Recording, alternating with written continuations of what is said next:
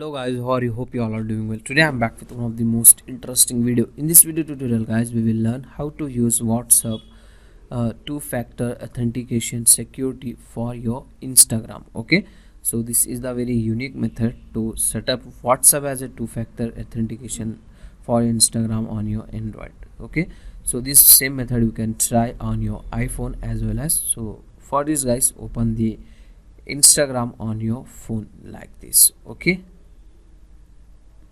after opening, in the bottom right side corner here you can get the option your profile picture. Just tap on it. From here open the settings like this. In the settings guys, scroll down and here you can get the option account privacy. Just tap and open it.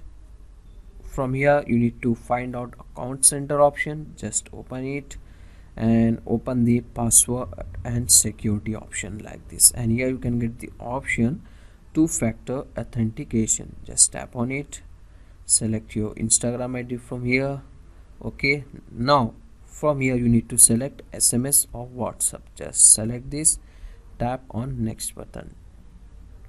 Okay, now it will send the 6-digit code on your WhatsApp registered mobile number.